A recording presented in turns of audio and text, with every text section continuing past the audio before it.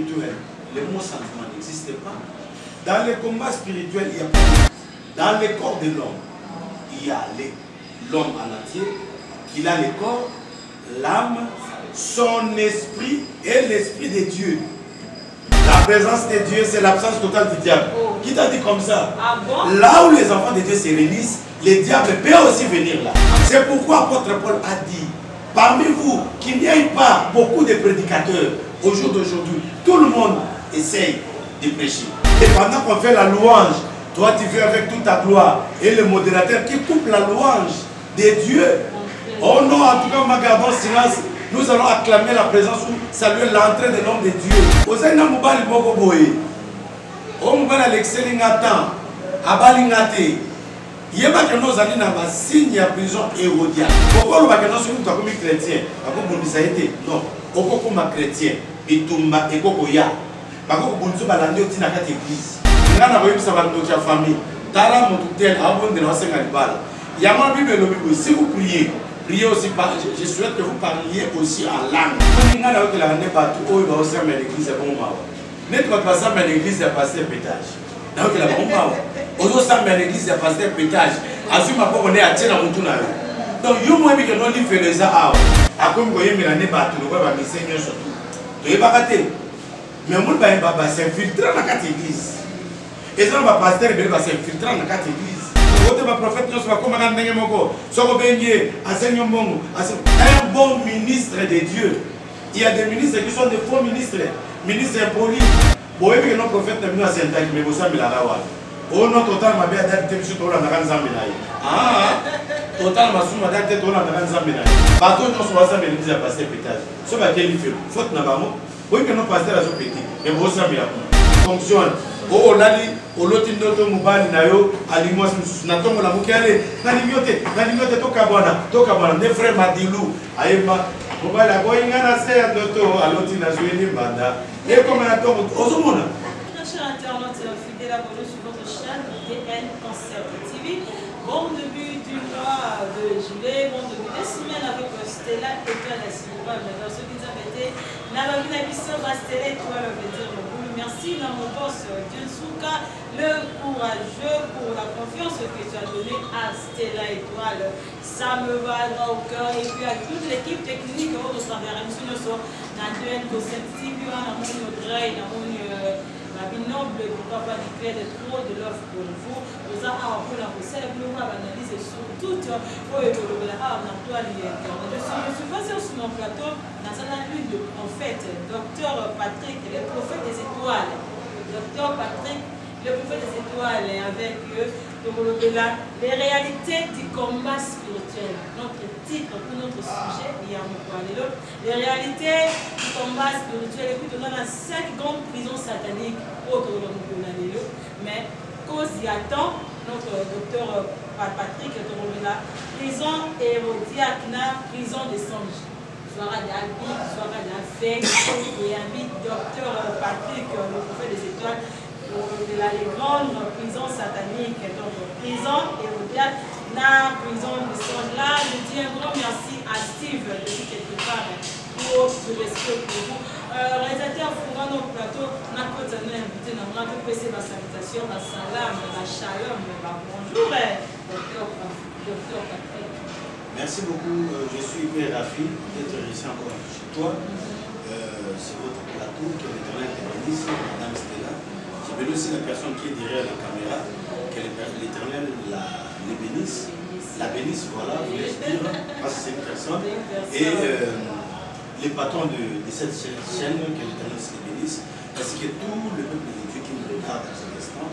Toutefois, avant de commencer cette grande émission, belle émission, je voulais débuter cela par une prière.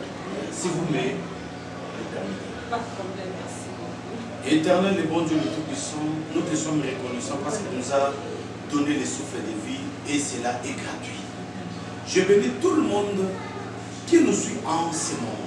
Que la paix et l'amour incommensurables soient leur partage. J'anéantis toute puissance diabolique maléfique au nom de Jésus-Christ qui va se mettre au milieu de nous. Père de gloire, Seigneur, afin de mettre les bourdonnements dans leurs oreilles pour qu'ils nous écoutent pas religieusement. Oh Dieu, je circoncis les oreilles des Seigneurs qui nous écoutent. Au nom puissant de Jésus-Christ, je bénis la présentatrice ainsi que la personne qui est derrière la caméra, que cette émission se déroule bel et bien normal par rapport à l'assistance du Saint-Esprit. Je remercie toi, l'Éternel, mon Dieu, au nom de Jésus-Christ. Amen. Amen, amen, amen. Merci beaucoup. Là, je profite pour dire merci à mon papa chéri, pasteur Michel Boulanga, papa Boutas, toi, tout le respect pour mon papa, à mon papa, apôtre Jackson Mukoke, l'église de la réconciliation. Ils en ont venu Nyangara 71, commune de Ngiri, donc le dimanche pour l'inauguration. Église de la réconciliation avec l'apôtre Impoke Jackson, avenue Nyangara 71, commune de Ngiri. Pourquoi pas, moi, bonjour à la maman des garçons capables derrière la caméra. Trop de respect pour vous. Ami Steve, depuis Brazzaville, on arrive au gay, donc merci à tous.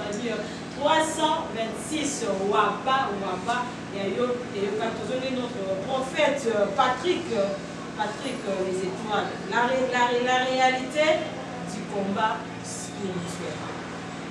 Pourquoi vous définissez son nom? Qu'est-ce qui signifie le combat spirituel? Merci beaucoup. Un combat, cela veut dire les deux personnes, ça s'engage, ou l'autre peut être distrait, l'autre vient faire l'assaut sur la personne qui est distraite. Ça aussi, ça existe. Dans les combats spirituels, le mot sentiment n'existe pas. Dans les combats spirituels, il n'y a pas de match nul. Il n'y a qu'un vaincu ou un vainqueur. Dans les combats spirituels, ça se passe comme ça. Vouloir ou pas, l'homme, c'est un être quadripartite. Dans le corps de l'homme, il y a l'homme en entier, il a le corps, l'âme, son esprit et l'esprit de Dieu. Les chrétiens en a 4 parties. Ils ont le corps, l'âme, leur esprit et l'esprit de Dieu. Parce que la Bible dit, l'esprit de Dieu témoigne à mon esprit que je suis enfant de Dieu. Alors, ceux-là qui sont des païens, ils ont seulement le corps, l'âme et l'esprit. Alors, dans le combat spirituel, c'est un combat qui s'engage au niveau de l'âme, au niveau de l'esprit. Et la répercussion, c'est dans le corps. Voilà comment je peux définir les combats spirituels. Les combats spirituels, c'est différent. La Bible dit, nous n'avons pas à lutter contre la chair et le sang. Mais nous avons à lutter contre les principautés. Voilà. Les esprits méchants, les dominations, ceux qui sont dans les lieux célestes. Voilà les personnes auxquelles nous combattons avec eux. Ils sont dans les lieux célestes. Les principautés, les dominations, ce sont des personnes pareilles. Parce que quand le diable était descendu, la Bible dit ceci.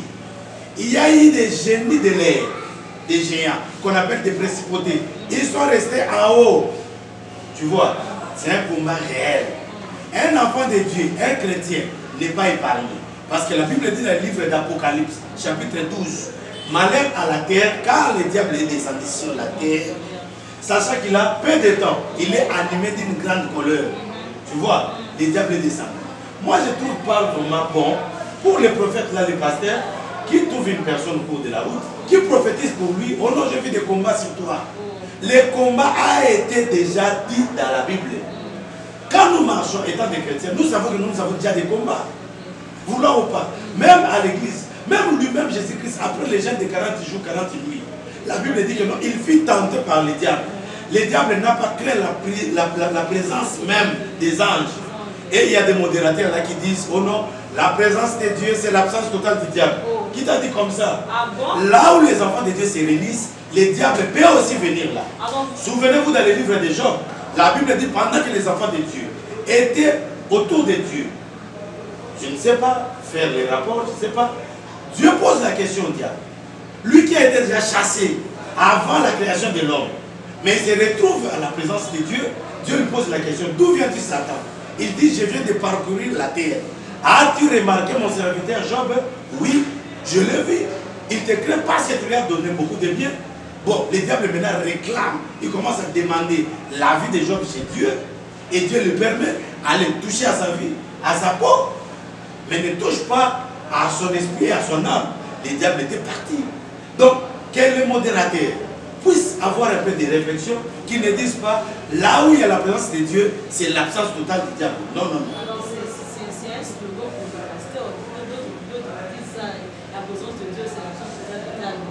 Il y a des courageux au jour d'aujourd'hui à l'église, les personnes qui ne sont pas préparées, des personnes qu'on n'a pas formées. Ils sont là, ils aiment la chair, ils aiment ce qu'on appelle le végétarisme. C'est pourquoi l'apôtre Paul a dit, parmi vous, qu'il n'y ait pas beaucoup de prédicateurs au jour d'aujourd'hui. Tout le monde essaye de prêcher. Tout le monde aspire à devenir prédicateur. Or, la Bible dit, nous les prédicateurs, nous serons sévèrement jugés. Nous les prédicateurs. On va nous juger. Ce n'est pas un travail des riches, un travail noble, non. En réalité, nous sommes des esclaves. À l'Ingala, on nous appelle les Baoum ou Nangolo. Nous sommes des esclaves. Pendant que les autres dorment en paix, nous serons là pour préparer la prédication, prier pour eux.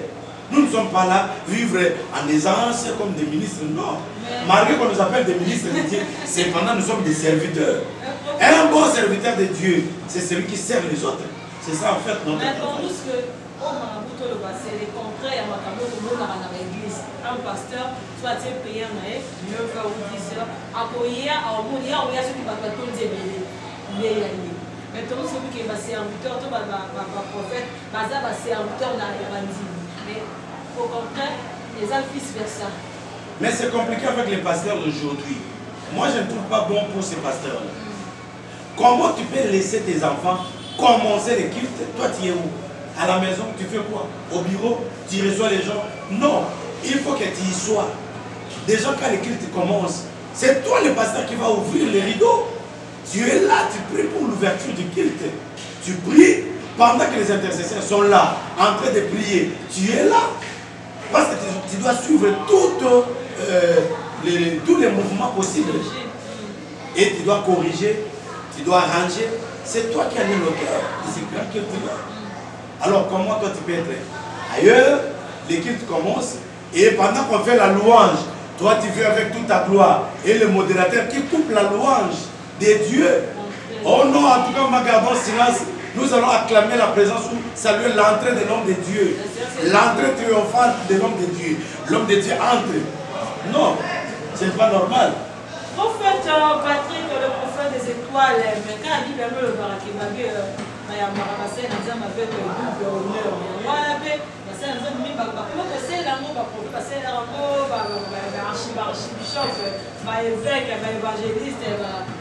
même si on te donne ce double honneur-là, mais il faut savoir que devant la présence de Dieu, c'est Dieu qui domine, c'est Dieu qui règne. Même pour les personnes qui témoignent, oh non, je viens pour témoigner. Les dieux dit tel m'a guéri. Non, c'est Jésus-Christ qui guérit, mais à travers l'homme de Dieu. Je n'en disconviens pas pour ces gens-là. Mais il faut savoir que une double valeur, un double honneur qu'on nous donne, cela ne signifie pas que nous dominions la présence de Dieu au sein d'un culte. Le culte doit être respectueux, le culte doit être craint, que les hommes de Dieu respectent. Au jour d'aujourd'hui, beaucoup d'hommes de Dieu meurent parce qu'ils ne respectent pas le culte.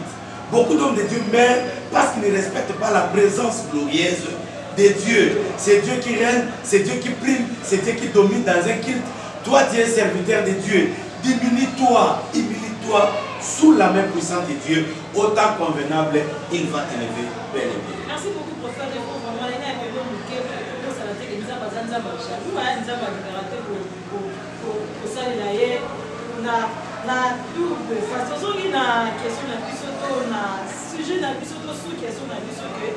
Prison hérodiaque. Prison hérodiaque.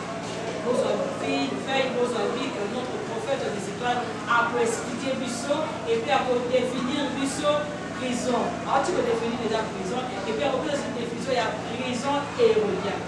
En tout cas, félicitations. Tu es trop intelligente. Tu ne ballottes pas. La prison hérodiaque, nous voyons le mot Hérode. Hérode, il est celui qui combat le temps. Ozaina mobali moko boye. O mobali alexeli ngata, abali ngate. Yeba que nous allons na signe ya prison hérodiaque. Hérode azanan. Hérode azali gouverneur au batinda ke pa Pilate na Rome. akende représenter na Israël. Tant comme na Israël, ba sénateur ya Israël ne va voter yé, ba commissaire roi. Il y a eu Hérode le Grand, Hérode Antipas, Hérode Tétraque, il y a eu plusieurs sortes d'Hérode. Ils allaient titre le la président. Vous avez alors Hérode yé, azana prison na yé. Prison na yé, prison présidentielle, la prison présidentielle. Nous voyons ici dans le livre des Actes des Apôtres, chapitre 12, serviteur de Dieu Pierre, à cause de l'évangile, Hérode a gagné dans la prison. Hérode Oyo, apôtre de Jésus-Christ. Pourquoi le Bakano sont comme chrétien? Non, comme chrétien, et Tumba et Kokoya. Bako Bunzo Balandi au Tinaka église. Là, nous doit Hérode. Maman moko azopesa témoignage. Alobi nga naza ndoki na kati église. Maman na modéra nzoka za ndoki. Mukolo moko azo modéré mbala moko ba ange ba yebisa babi. Attention. Témoigner misana na osoki te to bomba osiko. Totaka maman changer mbala moko. Alobi te ba ndeko ngai. Ndenge na zolo ba boyi. Na modéra ba boyi na modéra te nzoka naza ndoki. Musala ni na sa na kati église. Nazali antenne ba tanga na kati église. Au moins chaque fois que séminaire ezali. Tant beaucoup ta retraite. Naïbisa ba membre de la famille bandok na bino baya l'église te base la nana séminaire ici la elle kabom baya tant que zo sambela ozo loba ozo bondela nzambe pesa na libala ngana bayibisa bandok ya famille tala mutu tel abondela wasenga libala yama bible lobi si vous priez aussi je souhaite que vous parliez aussi en langue car celui qui parle la langue c'est un esprit c'est un esprit qui dit des mystères. Et il s'édifie lui-même. La Bible dit celui qui parle la langue, il ne parle pas aux hommes, c'est un esprit qui dit des mystères. Yangwana, apôtre Paul Zobaboui. Quand je parlerai en langue, mon intelligence est stérile. Cela veut dire en langue. Intelligence, cela veut dire parole aux hommes, et comme stérile. Là, nous avons dit, esprit. Alors, nous avons témoigné. Dans la Hérode, à la Bible, que Jésus étant né à Bethléem, les mages ont vu l'étoile de Jésus-Christ. Jésus a botami awa na Bethléem, étoile de Bimoussika, ma mage va moni étoile de Jésus-Christ aussi. Par contre, en fait, mesdames, maman, ceux qui n'ont pas mage, va moni étoile de Jésus-Christ. Par exemple, la maman, Azak modératrice, mais sorcier. C'est qu'il y a aussi des prophètes, des pasteurs, des docteurs, des évangélistes, des bergers. Ok, il est sorcier, mais Azok Kamamoussa, nous avons pas tiré les pétants. Nous avons apprécié sous charge. Pour le quoi, nous avons ma grâce, nous avons ma faveur, et puis nous avons les noms. Mais à ticket, à Kamba, mais sous ma émission, il y a des sorciers. Au moins, il y a des partout où il va aussi mettre l'église à bon moment. Net pas passer à l'église à passer pétage. Donc la bombe. Ozo samba l'église à passer pétage. Azuma pas on est à tirer la moutuna. Donc yo moi que non li fait les a. Azo bi bisa banze moto ko. Asa la voix bien terre. Mais azo de la télévision azo yemba tout ça. Azo ça. Au moins ba bloc ba ne mona ba ndimi il faut ko fungola miso. Bato ozo la na biso. Soko moni pasteur azo tambula bien terre un aveugle. A combien mabino na libulu les lois basé dans zam de bakate que non pétage ninga zaboui zo na zam misala boui a comme ko yemi na ne ba to ba misenyo surtout to bakate mais mon ba s'infiltrer dans la église et ça va pasteur be ba s'infiltrer dans la église na ponga bia ba to nyoso ba notal sa maboko tal sa chance ba kende wa ba koma na église souvenez-vous en 1994 et ça na papa moi on a l'émission na RTNC 1 OZRT, chaîne d'ambition nationale. Papa et Kamba et yo les gars. Abane autant mon activité au Kanakangaba na Bandoki. Azo Kanakaba zo l'exemple na télévision. Depuis 1994, il est le combien d'années? Bah toi on va comme si ba 40 ans, ba 38 ans, 29 ans. Ba zaina ba 10 ans, ba 8 ans. Anona ba ngwana ba prophète ba 30 ba 40 ans. Ce sont des aventuriers. Au moins il y a un prophète de Dieu. Mais dans ce qui bon monter. Dans une formation licenciée en théologie. Pour nous cadrer ministère, Nako yate que non awa maramoko 5 non na ba éthique na déontologie non. Je sais de quoi je parle. Ce que nazote na le belani. Liboso ba maman na zandeni. Pour apôtre ici, apôtre Paul ici Timothée. Timothée, considère tes mamans comme tes mamans, tes papas comme tes papas, tes frères comme tes frères. C'est alors que tu seras appelé un bon ministre de Dieu. Il y a des ministres qui sont des faux ministres, ministres impolis. Quand tu es chauffeur papa, impoli. Oui, vous savez, vous pouvez savoir, vous faire ce ministère pour vous l'équipe internet. Vous avez un moto bien mieux dans la musique. Bon de la bonne à papa. Maman, tina bongo, tina mona bonne de la bonne à eux. Moutazan hôpital, à souffrir, moutazan malade. Atina bongo bonne de la bonne à eux. Tu ne trouves pas. Bin no bandi mozo landa kwa prophète amu. Boye banani bola. Alors, makamutu no tu mutu na bien. Ngana ko condamner banimi. Parce que ba mona batu wana misala ba wasala. Boye que no prophète na bino asenta ki me bosa milaka wa. Oh non total ma bien date biso to la na nzambe na ye. Ah, total masuma date to la na nzambe na ye. Avec la mbena bino na libulu. Bato no so wasa me bisa passer pétage. So ba quel fait faute na ba mo. Oui, que nos pasteurs sont petits, mais vous savez. Dans la zone pour expliquer ma alors, les mages ont vu l'étoile de Jésus-Christ. Dans Matthieu chapitre 10, verset 7. Les mages ont vu l'étoile de Jésus-Christ. Hérode a sangi ici, les scribes. A sangi ici, les pharisiens, les docteurs de la loi, les mages. Hérode a remarqué l'information. Finalement, ça a compliqué pour la vie. Pose la secrétaire. Ma soeur, elle est là, elle est là, elle est pas un camarade. Camarade, mais pas un bail là. Il y a un temps là. Mon père a bien mis dans famille sociale d'affect déjà. Comme on publie dans la TikTok. Moi, si on est mis TikTok. Moi, ça n'est pas la politique TikTok. Et où tu vois dans le camarade TikTok? Et on va ça là, maman, bon, il va dans l'information. Parce que je vais perdre ma balle là-bas pour la TikTok. Hérode a sangi sur la scribe. La scribe, a docteur de la loi. Bango ba yebaka pour ça la jugement. Balobi il est écrit à Bethléem de Juda, un roi sortira. Ba s'informer. Na vie na yo complication au monde. Otika fuko kende poto. Oyebiti banana va s'informer. Makitami ne sami pour na yo. Il y a beaucoup de makitami sami pour na yo contre yo. Ce qu'on y a Hérode a tout. Depuis combien de temps l'étoile de cet enfant-là brillait? Étoile, Hérode a tout naga. Depuis combien de temps on a le journalisme pour combattre? Depuis combien de temps on combat la photo? Depuis combien de temps on joue une balle à combattre, à tout naïe battant, pour combattre le potate, pour arrêter la robota, pour mbalaboyayo. Depuis combien de temps on a une photo, pour musalate, pour se mater tomate, pour la humilier. Hérode a beau la kisanga pe mwana mwisi ya botami na kende ko adorer aza l'intention ko ya ko adorer aza l'intention ya ko boma bato belé ba kufi Hérode muto bomi bango malade ozobela et uti na prison Hérode tam so kana na kata prison Hérode ndi ya ko boma yo tale Hérode akani Pierre Hérode a travaillé na ba géolier baza banana géolier les géoliers ce sont des prisonniers d'Hérode qui se trouvent dans la prison, pour surveiller les prisonniers, ils sont des prisonniers. Les géoliers, ce sont les prisonniers d'Hérode qui se trouvent dans la prison pour surveiller les prisonniers et même sont des prisonniers.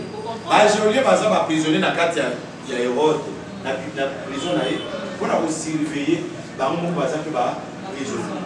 Et nous, Nokiwa Lokakayo, Amona Yonaza à l'aise à Sanakimia. Il y a beaucoup de géoliers. Azape na kati ya prison ya Kindoki. Azoka sakana zo surveiller à blocage. Il y a beaucoup de personnes ya blocage. Ba géolier baza banane. Ba géolier baza classifié na kati ya prison. Ba géolier baza na 4 barrières. 4 barrières na kati ya prison. Ceux qui se retrouvent na kati ya prison hérodiaque. 4 barrières. Nous au mona mutu abundana lomwe barrière liboso abali.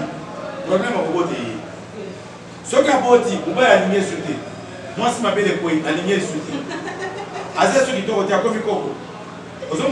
Donc, à 4 barrières, mi barrière, même barrière, mi ça, et c'est là. Nous, comme on a dans la prison hérodiaque, Tant Bakangi Pierre, ils ont 4 barrières. Pierre Bakangi apporte ballon de sapat. Hérode, ce qu'on compte dans la prison, il y a le sapat. Sapat, c'est un symbole de la stabilité. Nous avons une instabilité. Nous avons une instabilité. Obane Moussa la salaire ça malongati. Tala Jacob, Bible zo bakono là-bas a changé salaire à Jacob 10 fois. Jacob a travaillé pendant 20 ans. Nanda ba là-bas pour nous obasi les bali. 6 ans ya boumbu, 7 ans pour nous obasi les bosso bakosier, 7 ans mususu 20 ans. Nanda tanda kumoko. Ça c'est la prison hérodiane. Et ça m'a battu belé ce côté na prison hérodiane boulongula sapatu. Nous sommes malades de rhumatisme, nous sommes maman sommes la rhumatisme. Nous sommes dans la prison hérodiane. Parce que le monde ne sait pas tout. Aux autres traverser chaleur spirituelle. Aux autres, il y a ta scène spirituelle. Aux autres, il y a ta maille spirituelle. Nous, on va te venir pour la maille. On y a dit, il y a la papa. Mais au bénibas, c'est que le monde ne sait pas tout en esprit. Hérode a le monde ne sait pas tout. Hérode a le monde la ceinture. Ceinture, ça c'est le équilibré. Il faut équilibrer les animaux. Pourquoi on appelle ça sous tendresse et qu'on a dit. Mon ban ne sera pas sous tendresse, ça m'a fait tendre ma pauvre. Ibali akala bano sombe basi papa lelo basombe suma pamute ozana kati ya prison hérodienne lelo pas sombe le mutuka pas sombe le liputa il faut bota mwana ozwa 10 super il faut bana 10 ozana kati ya prison hérodienne Hérode alongola ki manteau ezali symbole ya protection ata ndoko na protection sumote ata papa zotali je suis minervalité mobala banda ko soutenir a sunolio ozo mono tikali yo moko isolé oluka ba pasteur ou bien ba prophète oza na kati ya prison hérodiaque ozo mono mais ce qui est très important na kati ya prison oyo nzambe atika kite Pierre parce qu'il y avait une chose la Bible dit l'église ne cessait d'adresser pour lui des prières à Dieu. Église va dire au bon de la ponaye. Et la Bible dit un miracle s'est passé. Un ange est descendu. Les mystères d'angéologie existaient. Ah, merci beaucoup. Nous avons un prophète des étoiles, de mystère et angéologie existent à Kato. Nous avons une émission. Il y a les anges, les archanges, l'ange de l'éternel, les sirarchanges. Dans la Bible, on a ange au Afrique, ange il y a jour, les anges du lundi, de mardi, de mercredi, l'angéologie. Comment va commander un ange? Parce que la Bible dit, ne sont-ils pas des esprits au service des hommes? Car les anges sont des esprits au service des hommes. Yo m'a aussi matin négni. Oui, vous commandez un ange. N'est-ce pas prier à commander un ange Ezali? Parce que c'est ça combat spirituel. Vous commandez Michael. La Bible dit Satan bounina Michael. Michael a rapporté à Tindi qui est. Mais yo bundaka. Bitumele qui makasi. Kolo na makasi. Parce que sur le niveau on comprend déjà au sabonné la chaîne et puis numéro docteur Patrick Ezana les réseaux de Kawana Bengaye plus 243 plus 243 90 021 non plus 243 90 71 021 71 Nabandeli plus 243 90 71 021 71. Voilà. Merci beaucoup, docteur Patrick. Est-ce que vous avez la prison hérodiaque? Alors, pour nous, la prison hérodiaque, l'église nécessaire d'adresser pour lui des prières à Dieu. Quand on parle de l'église, on a donc sur la 6e sous. L'église est dans 5 définitions. L'église pour la pierre, c'était quoi? C'était le corps de Christ. Parce qu'il y a l'église édifice, église, ce sont des personnes qui sont mises à part pour servir l'Éternel. Église, ce sont des personnes rachetées, femmes de Jésus-Christ. Alors l'église qui adressait des prières pour Pierre, n'est au bon de là. Dans l'église maintenant, il y a les hommes de Dieu que nous sommes. La Bible dit, étant descendu dans les régions inférieures de la terre, il a emmené avec lui les captifs jusqu'à dans les régions les plus supérieures de la terre, afin de remplir toutes choses, et il a regardé l'église, il a fait un don à l'église, il a donné aux hommes comme prophètes, apôtre, docteur, pasteur, évangéliste, pour le perfectionnement de l'Église. Et maintenant, quand nous les pasteurs, nous allons prier pour les fidèles, c'est alors que nous peuple de Mouna, le beau Nanzam. Nous avons ce mystère, on a été à un sujet de ça, code de déverrouillage. Est-ce qu'il y a un code de déverrouillage? On a bon de la bonne de Ranzaminanga, Zameranga, est-ce que la Bible dit ceci, quand je fermerai les ciels, quand j'enverrai la peste parmi mon peuple, si mon peuple, sur qui est invoqué mon nom, prie, cherche ma face, je l'exaucerai des ciels, je pardonnerai son péché, je guérirai sa nation. Si mon peuple sur qui est invoqué mon nom, au moins, ils allont voir un étiboué. Nous avons meilleur au téléphone. Si mon peuple, si mon peuple sur qui est invoqué mon nom, je l'exaucerai. Dieu n'exauce pas le peuple directement. Il y a la présence du serviteur de Dieu. Si mon peuple sur qui est invoqué le nom de l'Éternel, mon nom, je l'exaucerai. Il y a moi la Bible dans Israël. Le peuple ne peut jamais invoquer Dieu. Dans 2 Chroniques chapitre 20, verset 20, Bible le Bible. Confiez-vous à l'Éternel votre Dieu, vous serez affermis. Et à ses serviteurs, les prophètes, vous réussirez. Au lieu de réussir, confie-toi aux serviteurs, nous les prophètes, nous. Dans la Jésus-Christ a dit que si Lazare a sécucié, Lazare sort, la Bible dit que non, les morts sortis, Lazare a bimaraté, dans la bien, les morts sortis, il fut enveloppé. Jésus-Christ a ordonné à Bayer Koli, à le but délier-les et laisser-les aller. Donc Jésus-Christ a su que ça a délivrance et a dit qu'il a besoin de pouvoir. Nous avons expliqué ma mystère étoile. Mais étoile va une affront dans ma boko, dans sexe dans ma colo. Nous avons expliqué étoile il y a ma boko. Vous imposerez les mains aux malades et les malades seront guéris. Il y a une flamme de feu dans les mains des hommes de Dieu. Quand les mains seront imposées sur la personne qui est malade, la maladie, le problème d'infection, il faut sentir moto, qui est la présence du Saint-Esprit, né comme un malade de cinéma. Tu vois? Donc, pour moi, ça va délivrer. Il faut allouer biso basali nanza. Ana bana ko bonde la bikonyo so kende na temple. Ana tika zo mona te. Même pour la kuta na serviteur de Dieu sacrificateur Élie, alobi na bi que moi si va et mange. Ndemu kona ana ke kuta na mbali na yeba sangani nzoto ne azui mwana o Samuel na bana biso so batika liwana. Tu vois? Alors pas te mêler. Bana ko benga biso basali na Nzambe. Benga nga na bonde la pona yo. Na lo mona kata ba prison e botia. Olo mona kata ba prison wana. Ozo sala fier ya pamba. Et là on est au ma prophète nous va comme un ndenge moko. Soko bengi asenyo mbongo. Nana osenyo mbongo te mena yebi. So na bonde kuna bomba mega na osami kuna. Ndio mo osumba. Mega o tonja na imité kuna osami kuna pendant une semaine. Bon yo ngana somé le mega. Merci Patrick. Les offrandes de reconnaissance c'est à la bien. Moi je sais que quand un prophète prie pour la personne, je dois faire quand même un sacrifice, un geste d'amour. Parce que la prière monte avec les offrandes. Mais ça, c'est un grand sujet. Dans les songes, c'est un monde. Dans le monde des songes, il y a le monde des pensées. Au monde, on a dit que non, sorcellerie est consciente des amis. Sorcellerie, on a compris. Comment sorcellerie est consciente des amis? Dans ce monde-là, parce que nous avons encore un peu esprit. Ah, mais voyager qui est dans le monde où on a songe. Si vous avez dans le monde de pensée, au monde, nous avons des calendriers. Eh, des bases de collectage, on a beau se mouton à poyer. Comment faire poyer? Eh, ma baranga. N'est-ce pas sur le bassin d'un million? Pour ça, la maison est passée.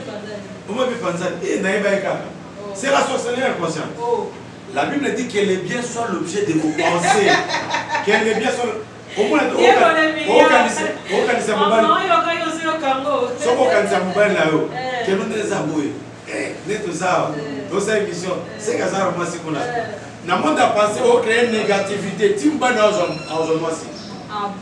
moi si t'es pas Andoumba.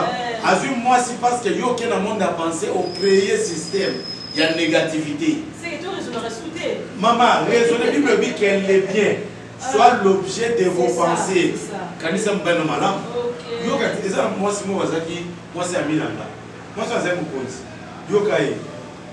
Nabi mais la proposition vous faire l'andako. Au tikino bureau vous bien dans balkako. On a bimé là pour la Santa, on va dire que nous aussi moi si. Na Santa ni toko kota moi si. Maman na bimé lui. Bana balo bimé pe mbali wana. Atia au kangete nzo mbana le grand frappé. Azo frappé nini parce que lui au créer le monde va penser. Vous monde. Alors monde est songe. Les aliments sont compliqués. Le prophète ne va pas penser à ma balle. Pour ne pas explication à son jour. Il faut que le prophète va expliquer. Au bon à ceux qui non, vous avez un prophète, dans l'autre qui moi, il y a un prophète non averti. Et ça, moi, il m'a pédicité. Est-ce que moi, il a existé pédicité? Moi, je m'en ai un apôtre, moi, moi, Sylvia Galoupango. Bien, moi, il a pédicité. Non, il a besoin de moi. D'autres, c'est un énigme. Et que c'est dans la pharaon. Alors, tu notes, à mon niveau, ça m'a mis néné. N'a pas moi, ça m'a mis ké. Si quoi, je comprends, à tout Joseph. Joseph a dit, ce sont les années de l'abondance, 7 ans, et les années de disette, 7 ans. Nous avons une année, parallélisme, donc l'explication, c'est autre chose. Oh non, dans l'autre, nous avons pas ma famille. Dans l'autre, nous avons pas ma famille. C'est que la Simoulimo Rekin. Qui t'a dit ça? Est-ce que la Sika Bongo? Dieu peut te dire que non, il faut que nous tu es responsable. Nous allons souffrir. Il faut s'occuper de la famille. Il faut des explications à bien parce que la Bible dit celui qui ne prend pas soin de sa famille est plus qu'un n'est converti. Celui qui ne prend pas soin de ses siens, de sa famille, est plus qu'un est converti. Aujourd'hui, mon garçon, il faut expliquer très bien, très bien. Tu expliquer que d'autres bélos il y a Kakurama, il y a Banyama, il y a Baroki Mambangu, il y a Bamutozo Ngabela, Jésus vous bimate, pourquoi vous bimarabatouté?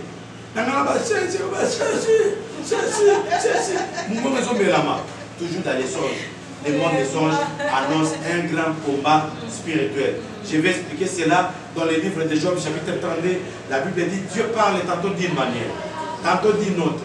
Dans des songes, dans des visions nocturnes, quand l'homme est tombé dans un profond sommeil sur sa couche, il lui parle, pour avertir l'homme. Il lui parle pour le faire échapper de la gouffre du Gehenna. Il lui parle pour que l'homme mette des garde-fous. Mais l'homme ne comprend pas. Tu vois. Et tu vous parler, comment le monde des songes fonctionne. Oh, Lali, au Lotinoto Mubali Nayo, Alimos, Natom la Mukale, Nanimiote, Tokabana, des frères Madilou, Aïma, Mubala, Boyingana, c'est Noto, à Lotina Zueni Banda. Et comme un atome, Ozomona. Parce que vraiment, je suis désolé parce que ça a suivi Nora. Naïmi Zoma, Naïmi fait Richard de Bout, Naïmi Fali, Naïmi Fabrigas, Naïmi fait Réabétek Nasta de Matin, ça lui plaît. Nous avons prophétisé pour appeler un peu loin de la bénédiction. C'est que tu as dit comme voilà parce que, ah ouais, et pas prophète. Là, c'est le gros Abna de Sewa Yemarao. Où elle va éviter la mort à Tenga la Samonte. Là, Naïmi, Robinho, Naïmi Amunyoso, et Babissé. Où est-ce qu'il va être? Attends, on va faire une garde dans le soir. Frère Noël, de ma frère Patrice, de mon ami. Tout finit bien. Docteur Patrick, les prophètes des étoiles avec lui te révèlent les réalités du combat spirituel. N'importe sa sortie de la prison. Mon tour, il faut respecter Ange. Ange, c'est Pierre. Là, t'as sa patte, Pierre, là, t'as sa patte, là, t'as veste, là, t'as manteau. Suis-moi. Et ça, on va te dire que l'année n'est pas certée. Alors, ça, mais l'église m'a dirigé par au monde abonné, tout le monde a clarté. Or, tant que Pierre Hollanda, Ange, la Bible dit en dehors des 4 barrières à Géolé, il y avait une porte de fer. Et ça dit, la porte s'ouvrit de soi-même.